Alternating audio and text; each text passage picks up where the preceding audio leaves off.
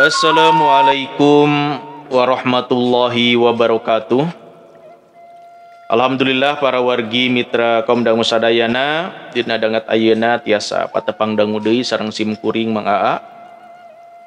Urang sami-sami neraskeun hanca dongeng Sunda anu katunda dina judo dongeng Enden Ratih Mandi Getih karangan Bapak M Ganda Putra. Sakumaha biasa ieu dongeng didugikeun ku channel anu dipika meumeut ku urang sadayana. Ka para wargi mitra kaum dangu anu teu acan subscribe mangga diantos pisan dina channel anu parantos disayogikeun. Dina dinten ayeuna ieu dongeng Enden Ratih Mandi Getih teh lebet kana seri anu kadua nya. Dina seri anu kahiji dinten kamari hanca urang teh dugi ka nyarioskeun juragan mantri polisi teh Den Jaya Praja anu harita nujungon troa kampung tepang sareng juhara teh anu diudag-udag ku gorombolannya. Tah kumaha lajengna ieu carita? Mangga urang sami-sami bandungan ku sadayana, mudah-mudahan ieu dongeng janten landung pangbeberah kana manah kanggo urang sadayana. Mangga nyangakeun Enden Ratih Mandi Getih dina seri anu kadua. Saha dedengian teh juhara saur Den Jaya Praja bari nelek-nelek leungit rasa curiga nama emut yen juhara teh anu kakabarkeun leungit ti bojong sawatara minggu ka tukang. Bener ieu teh juhara.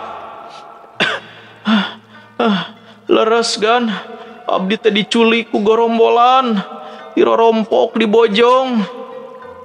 Oh nya inget ayeuna mah Masya Allah teu sangka nya teh lain maneh juhara jeung lamun nya maneh diculik kumaha bisana maneh ngalesotkeun diri tina cangkremanana cing terangkeun anu singkat. Saur Den Jaya Praja panasaran. Dina hiji wengi abdi teh didongkapan ku 4 jalmi karorompok gan. Teras dibarantun duka dibantun ka mana. Kirang terang abdi ge da dipeungpeunan ku jalan dibeungkeut panon. Ari geus kitu Den Jaya Praja teu sabar harita teh. Dibuka-buka parantos dongkap ke hiji kamar dicampurkeun sareng jalmi-jalmi nu sanasib sareng abdi. Kirang langkung ka 2 mingguna abdi sareng babaturan digiring ka hiji tempat sisi leuweung. Maksudna bade dipaehan. Barang nu duaan parantos dipaehan, abdi luncat kana gawir ngagulitikeun maneh gan. Teras kabur nganggo jalan wae dipaparah abdi teh. Namung abdi diberik dugi ka dieu bieu teh kuduaan. Ceuk juhara ngomongna mani ngahega. Geuning untung salamet teu kaberik. Saur Jaya Praja rada heran. Margi abdi teh ngalangkungan sasak awi 2 leunjeur gan. Jadi aya kasempetan kanggo ngareksakeun eta cukang. Nanging sanaos kitu abdi gaduh kayakinan yen maranehna teh tetep nyusul ka abdi. Bisa jadi mun kitu mah kana sigah kitu, saur juragan mantri polisi. Ari ayeuna anu dimaksud teh kumaha? Nah harek terus balik ka bojong atawa kumaha? Aduh, juragan teu wararantun teuing wangsul karorompok mah. Margi moal henteu tangtos abdi diarintip deui. Nya atuh leuwih hade milu bae atuh ka kecamatan. Atawa lamun hayang nyumput mah di imah oge, di imah kuring oge hade. Saur Den Jaya Praja manahna meningah helas ningali juhara siga kitu teh. Sadaya-daya ngiringan bae kana kapalai juragan sareng manawi kawidian mah bade di bumi juragan bae abdi teh. Heug ari kitu mah syukur we ari daek mah. Raden Jayapraja bari ret ningali ka Jupri. Hayu Pri, urang ka kecamatan. Bae ayeuna mah cukup ngontrol nepi ka dieu bae. Nya tepi ka dieu we. Saur Den Jayapraja bari terus angkat ngabujeng kecamatan Cikembar diiringkeun ku tiluan.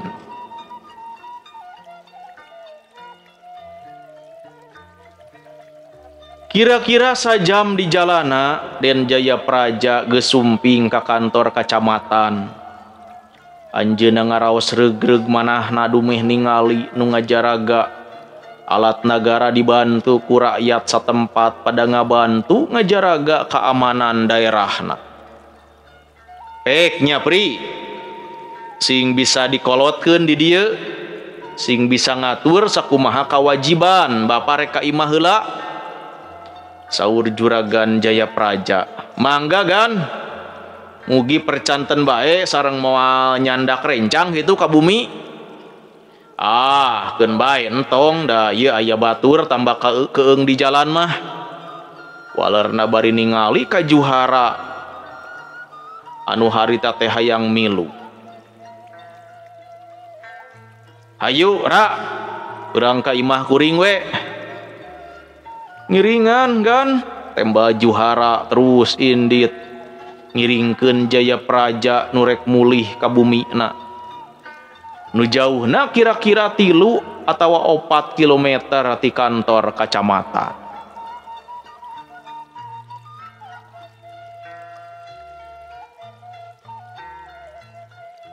Beuki peuting kaayaan beuki jempling, hiukna angin nyecep tiis kana ceuli. Hawar-hawar kadenge ti kajauhan ting jargugna sora anjing.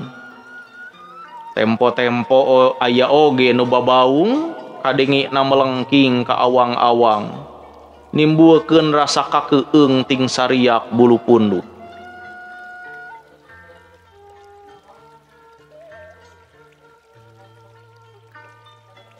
Cahaya bulan can katembong kalimpudan mega bodas anu kandel semu genteul. Kaayaan ngan sakadar remeng-remeng harita teh. Lain ari Juhara teu pisan nyaho ka tempatna gorombolan anu nyuli ka maneh teh. Taros Den Jayapraja meulah kaayaan sepi bari jongjon angkat.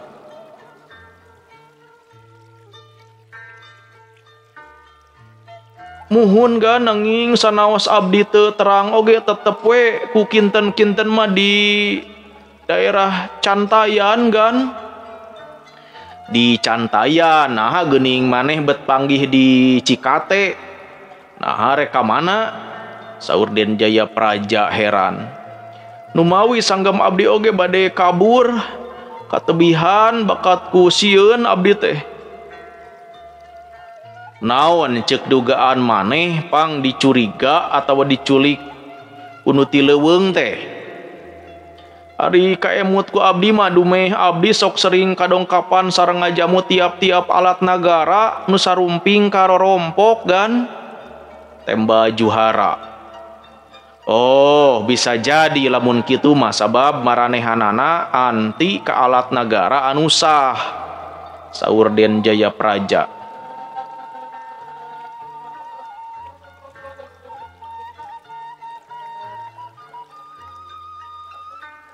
Bareng di palebah Cibarengkok, Den Jayapraja anu eukeur jongjon angkat. Anjeunna rada ngagebeg barang di payuneunana. Ujug-ujug katingali aya 2 jalma di baraju hideung. Kalawan teu kanyahoan ti mana joalna maranehna ngajanteng margat jalan. "Hei, eureun silai!" Ceuk anu megat basana sugal. Rek naraon maraneh pangeureunkeun ka kaula. Taros Den Jayapraja bari reg liren jeung taki-taki ngajaga kana kamungkinan sabab manehna surti yen goreng galagatna. Juhara pias nahan baluas barang tegas kanu margat tetela nu ngudag-ngudag manehna. Pangeureunkeun kaula teh urang rek menta tahanan anu dibawa ku si laing. Ngarti atau henteu si laing? Jeung lamun teu dipasrahkeun kudu tanggung jawab akibatna. Lamun maneh nyaho urang teh hiji alat negara anu wajib bela ka rakyatna. Kadua, urang kudu ngamankeun ku jalan nangkepan jalma sabangsa maraneh. Ceuk Den Jayapraja manahna teger teu seber. Memang urang nyaho yen maneh teh mantri polisi, tapi lamun maneh teu miluan atau teu mikeun udagan kaula, ulah sambat kaniaya si laing. Ceuk nusa urang. Tong loba catur, partekeun bae ayeuna mah.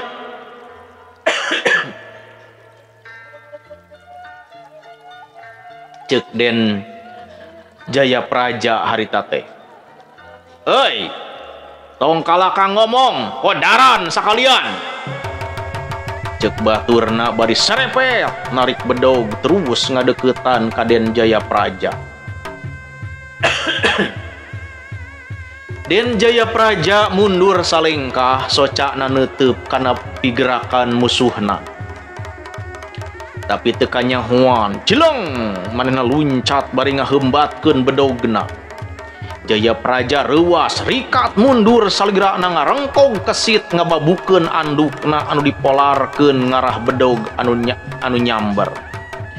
Bedog kagubed ku anduk, dicentok ti gigir anu ngadek badana ti jengkang rada ngeleweng leungit kasaimbangan berat badana.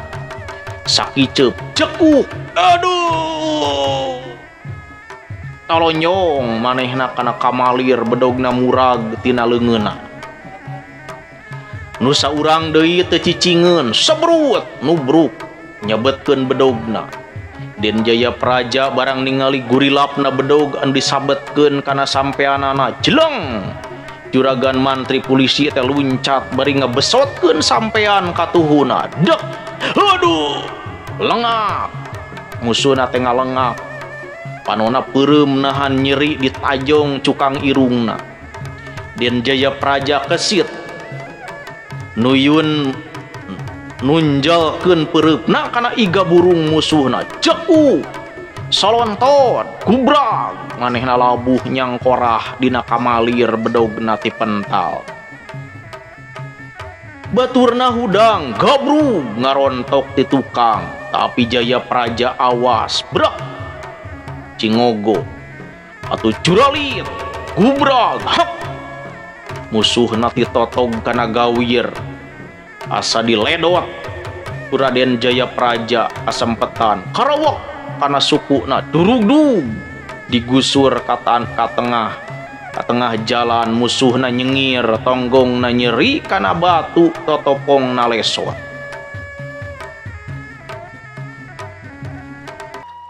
Para wargi mitra kaum dangu sadayana, sekedap urang rehat heula nya wilujeng goyah kieu ka sadayana nuju mararanco dina channel dongeng Mang Aa. Mudah-mudahan dina danget ayeuna sadayana dunya aya dina kaayaan sehat walafiat. Nyangakeun ya seri anu kadua dina judul dongeng Enden Ratih Mandi Getih. Ieu teh dong salah sawios dongeng anu nyaritakeun dina zaman goromolannya kapungkur.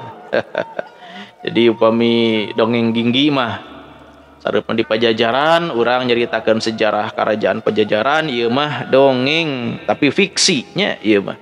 Rekaan Pangarang nyaritakeun nuju aya dina zaman goromolan kapungkur di wewengkon Sukabumi. Pamugi sakali deui ka palawargi mitra kaum dangu sadayana anu ngadongeng, anu nuju ngadarengukeun dongeng, nuju aya dina kaayaan sehat walafiat. Oge dongeng Enden Ratih Mandi Getih ieu katampi kalayan kabingahan ku palawargi mitra kaum dangu sadayana anu mikalandep kana dongeng Sunda. Supados teu nyangkolong teuing kana waktos mangga urang sami-sami teraskeun ieu dongeng Den Ratih Mandi Getih dina seri anu ka-2 ieu. Baturna harita hudang gabrug ngarontok ti tukang tapi Jaya Praja awas berak cingogo atuh juralit gubrag hek musuhna ti totog kana gawir asa diledot. Raden Jaya Praja kasempetan karawak kana sukuna durugdug digusur ka tengah jalan musuhna nyengir tonggongna nyeri kana batu totopongna lesot. Tapi manehna ngagurinjal bari ngejetkeun sukuna porosot nu katuhu lesot. Sakilat disabetkeun kana panangan Jaya Praja anu ngancing kana suku kencana. Atuh juragan mantri polisi teh ngerepeng. Tapi anjeunna teu miceun tempo gapruk musuhna nu masih nangkarak teh dirontok. Tapi musuhna rikat narik kadua sukuna barang jeung kitu dek dayagdag Den Jaya Praja teh nangkarak bengkang angeunna keuna ku dijejek musuhna. Musuhna rikat nubruk bari najong. Tapi Raden Jaya Praja kesit ngagulitikeun salirana. Miceun panubruk musuhna. Bari sakilat nyabut pistolna sarta dar. Aduh.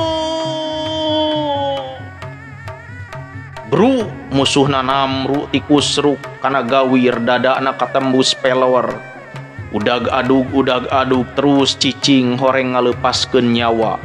Sukma ninggalkeun kurungan ajal kulaku jahatna moal boa kasasar dina balikna ku Allah teu ditarima.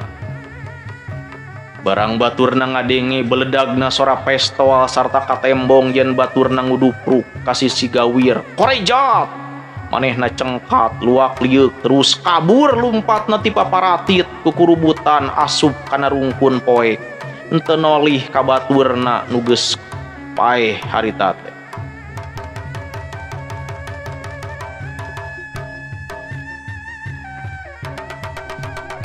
Warwargi mitra kaum dangu sadayana, Den Jaya Praja barang ningali yen nu saurang na kabur terus nembak-nembakeun pistolna tapi lapur nu kaburna geus jauh nya geus jauh manten teu kasusul ku pelor. Ari juhara mah anu can aya kasempetan mere bantuan barang nenjo ka Jaya Praja. Raden Jaya Praja salamet teh manehna nubruk bakating ku bunga. Alhamdulillah juragan. Aduh parantos salamet. Sareng mugi ngahapunten sarehna abdi teu acan sempet ngabantu. Ceuk juhara rada ngalimba bakat ku ngarasa atoh. Geus tong aya pikiranna naon? Jeung coba pariksa kenal maneh atawa henteu jeung manehna. Waler Den Jaya Praja miwarang mariksa beungeutna mayit bari dibatrean. Solongkrong juhara ngadeuketan mayit bari diteges-teges. Teu patos kenal juragan, rupina bae sanes urang dieu. Ceuk juhara rada bengong. Heuh, keun bae ari teu kenal mah. Buru-buru bae urang laporkeun. Isukan sina dikuburkeun. Urang oge kapaksa ngarah jiwa na ngingetkeun ngabela diri kapan ieu mah. Saur Den Jaya Praja dina batina mah ngarasa handeueul dumeh geus kapaksa ngala umur batur. Parantos sakedahna juragan upami teu kitu tangtos abdi sareng juragan anu janten korban. Ceuk juhara. Nya kana kitu ra. Saur Raden Jaya Praja rada teu raos manah anjeunna teh kawas aya hiji firasat anu goreng. Geus kitu mah terus anjeunna mulih ka bumina diiringkeun ku juhara. Dihandapeun cahaya bulan nungan ukur renyem-renyem. Punten nungan ukur reyem-reyem. Sarta tekung silila kadenge raong hayam kongkorongok tanda geus janari gede kira pukul 1 tengah peuting.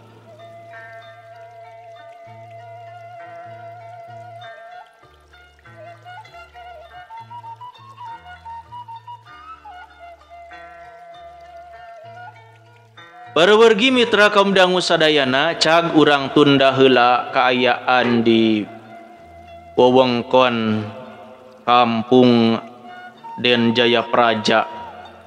Ayeuna urang nyaritakeun hiji daerah atau wewengkon di daerah Sukabumi belah kidul. Katembong barisan gunung-gunung anu ngabaris ti heula, punten ti belah kulon ngujur kawetan. Anu kaayaanana masih loba pileuweungan, kampung-kampungna pepencilan pajauh-jauh. Nya kitu deui imah-imahna cuel-cel di mana-mana. Narenggang dina suku-suku gunung atawa di sisi pasir. Ari loloba nama pangkitu teh iwal tina rungguan pakayana masing-masing. Di antara imah-imah anu patarenggang breh katembong hiji imah anu rupa jeung kaayana nenggang ti imah-imah sejena. Sanajan kaayaan di pagunungan tapi imahna di tempat jeung potonganana teu beda ti gedong. Nu ayana di jero kota hiji gambaran atawa tanda yen anu nyicinganana tangtu kaasup jelema jegud atawa jelema ngarti. Tapi eta imah anu sakitu alusna teh sakilat mah teu katembong sok komo ti kajauhan sanajan ti kadeuketan oge teu gancang kanyahoan. Lantaran ayana dina legokna pasir anu kaayaan palataranana teu beda ti rupana kancah atawa panci. Sasat nyumput kahalangan pupunclutna pasir-pasir katambah ku hieumna ku jarak jekna rupa-rupa tatangkalan di sabudeureun pakarangan anu lega. Tur di pagar atau haga pisan cindek nama imah alus tapi nyumput. Harita teh geus reup-reupan deukeut ka waktu sareupna kasebut harieum beungeut. Cengerna sora tongeret patembalan luhur kai kadengena wuwuh nambah kakeueung meulah kasepian tempat nu aya di pagunungan. Disusul ku sora bedug nitih wanci bedug magrib hawar-hawar meh les-lesan sada sora adan. Henteu sidik belah mana katelahna kadengena mah hiji tanda yen sawareh pendudukna dina suku-suku gunung paratuh kana agama mararadep ka yang agung pikeun padoman hirupna ngarah sampurna dirina. Tapi kitu soteh anu ariman ka pangeran. Da mungguh dina nukangkeun punten dina nukangkeun mah teu pisan jadi perhatian. Paribasa teu rumanjug ku ngadenge sora bedug teu hariwang ku haleuangna nu adan. Nya kitu deui kaayaan jalma-jalma nu jadi panghunina eta imah anu alus tea jeung kaayaan nyumput kasebut tadi tea. Harita teh katembong kira-kira aya 10 urang di eta imah teh. Lain keur sarola tapi keur dariuk ngariung di tengah imahna anu lega make ubin kalawan diamparan ku alketip anu alus turubak. Dicaangan ku lampu gemreng nu gantung di tengah imah cahayana cukup terang nyaangan sabudeureun imah. Maranehna katembong nyalang hareupan kadaharan rupa-rupa anak arek dalahar maranehna teh lamun nilik kana dahareunana mah estuning lain lumayan sanguna bodas dina boboko gede deungeuna oge nya kitu deui dina piring gede satumpukan sate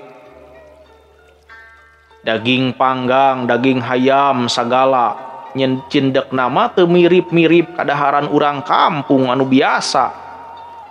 Teu beda dahareun jalma-jalma nu sarenang jeung cukup. Di antarana nu ngariung katembong duaan nu diuk rada misah. Eta teu lian ti manehna teh anu katelahna Darius jeung Parjana kasebut kapercayaan nu liana. Nilik kana rupa jeung tangtunganana Darius jeung Parjana teh kawas-kawas jelema anu baroga pangarti kulit banget na sehat tur baresi. Sorot panoana sareukeut cekas ngan rada buringas. Bangun boga sifat telenges tur kejem. Awakna ngareusi pinuh ku sepir. Bangun nu terpelihara mindeng ka sport mencek bahasa ayeuna mah santeuna pinter silat atawa pinter pencak. Nya kitu deui nu aya hareupeunana hampir kabeh teu aya wanda-wanda urang kampung biasa. Tapi kawas-kawas anu biasa caricing di kota komo nu ngaran Sumitra jeung Japri mah nenggang pisan tinu sejena. Ari umurna rata-rata beunang oge disebutna jelema anu geus baroga umur sasat geus loba pangalaman. Harita teh nu katelah Darius pamingpina ngareret ka anu area di hareupeunana budina bangun nu bungah marahmai. Pek gerada lahar euy. Bisi kaburu tiis manten. Cing kadinya tra. Ya pri mimitian kadinya. Ceuk Darius ngahampekeun nitah dalahar ka babaturanana. Hayo ja mimitian Darius seuri ka Parjana sarta teu talangke brak sararea dalahar bangun anu paronyo pisan. Aduh. Jadi inget kasih Misja kaula mah jeung kasih Alip.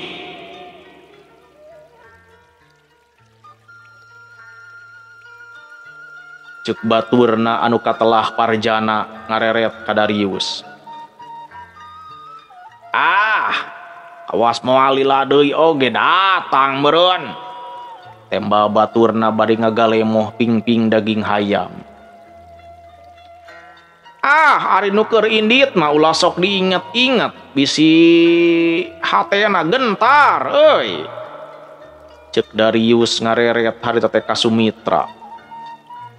Nya bubuhan we kakonco bae Pak ieu mah. Temba Sumitra bari jeung seuri. Nyari kitu nama alus. Tanda sabengkutan paribasa sapapait sama manis. Ceuk Parjana bari ngeduk deui sangu panonna ngareret ka Sumitra.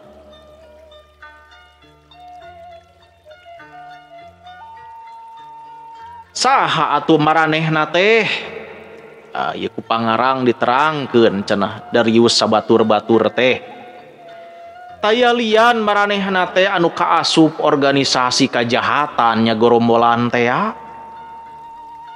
anu geus boga rencana tangtu pikeun nareangan rizki ku jalan teu halal atawa teu sah anu ngalanggar kana undang-undang hukum atawa nagara jeung agama. Nareanganana kasenangan jeung rizkina teh ku jalan babadogra rampog kapan maranehanana mah.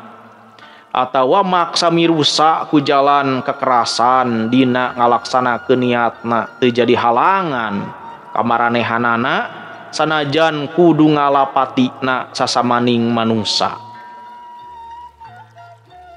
Teu ngingetkeun ka diri batur sok supaya dirina mujur hirup subur.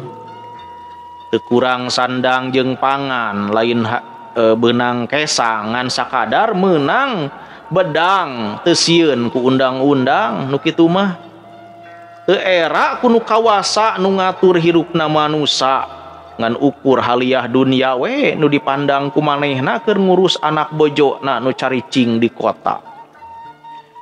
Tekung silila dalaharna ge geus lekasan tapi teu arindit tiriungan diteruskeun ku obrolan-obrolan nu jadi buah omongan dengan ukur kajahatan ngileng-ngileng pangasilan.